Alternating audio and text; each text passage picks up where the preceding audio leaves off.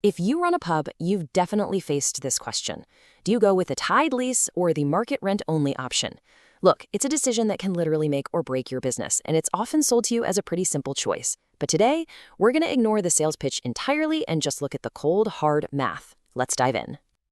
Sound familiar? Of course it does. It's the classic partnership pitch. They come in promising this super low rent, tons of support, painting this picture of a real partnership. But then they make the MRO option sound absolutely terrifying, right?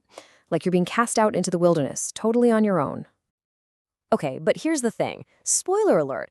That whole logical sounding pitch, it's a total house of cards. See, it's specifically designed to appeal to your gut feeling, because the second you pull out a calculator, well, the whole argument just crumbles into dust. So where does their logic completely fall apart? Well, it all starts with a cost that's nowhere on your lease agreement. It's a hidden fee that we're going to call the Keg Tax. And this is the massive, massive overcharge on every single keg you're forced to buy from the pub company. Trust me, it's the key to this whole system. Honestly, this analogy is just perfect. Think about it. The pub company sells you a really cheap printer. That's your low rent. And you feel great, right? Like you got an amazing deal. But here's the catch. For years, you're forced to buy their wildly overpriced ink. And that ink, of course, is your beer. Okay, let's look at some real numbers from recent price lists. A standard keg of lager, your bread and butter, costs around 120 quid on the open market. But under a tied agreement, that exact same keg costs over 225 pounds. I mean, come on, that's not a small difference. It's pretty much double the price.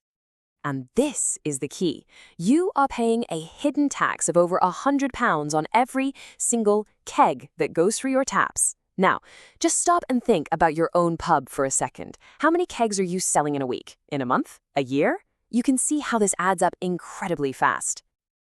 This hidden charge actually has a name. It's called wet rent. And here's the really cruel twist.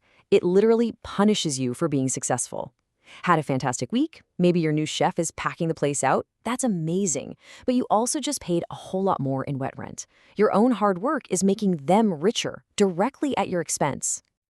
All right, so let's actually see how this all plays out on paper. We're going to run the numbers for a pretty typical community pub, one that sells about 20 kegs a week. And this right here is where it gets really, really eye-opening. Just look at this breakdown. The tied lease has that great deal rent of 25 grand, but that keg tax, that 100 quid extra on 1,040 kegs a year, that adds another $104,000 to your bill. So your total real cost is actually $129,000. Now look at the MRO lease. Yeah, they double the rent to 50K just to scare you. But your keg tax, it's zero. So your total real cost is just $50,000. This chart just makes it painfully clear, doesn't it?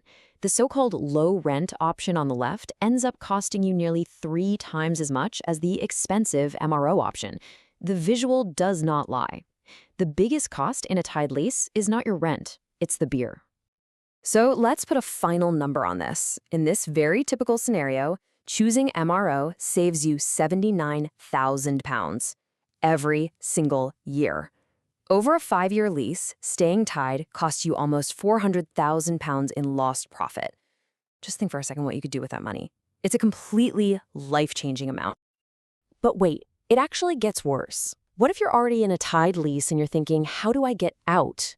Well, there's a nasty legal loophole that a lot of pub owners are falling into, and it's known as the investment trap. So, the Pubs Code gives you a legal right to request an MRO assessment at key moments, like a rent review. It's a really powerful piece of protection for you as a tenant. However, there's a huge unless attached to it, and it usually comes disguised as a gift. Here's exactly how the trap is sprung. First comes the offer. They offer you some tempting investment, let's say 35 grand for a new patio. It feels like free money. Second, the agreement. You sign the papers, you're excited about the upgrade. And third, the trap. Buried deep in that fine print, you've just legally signed away your right to go MRO for up to 7 years. And this really says it all. You've just traded a legal right that's worth hundreds of thousands of pounds for an asset that may or may not even pay for itself. You just sold your freedom for a patio. So, how in the world do you fight back against all this? Well, the answer isn't passion. It's not anger. The answer is data. Your best weapon isn't a good argument, it's a good calculator. You've got to remember, the pub company has entire teams of analysts. They have all the data. They know exactly how much they can squeeze out of you. So if you walk into a negotiation armed only with your passion for the pub, you are bringing a knife to a spreadsheet fight. And you are going to lose.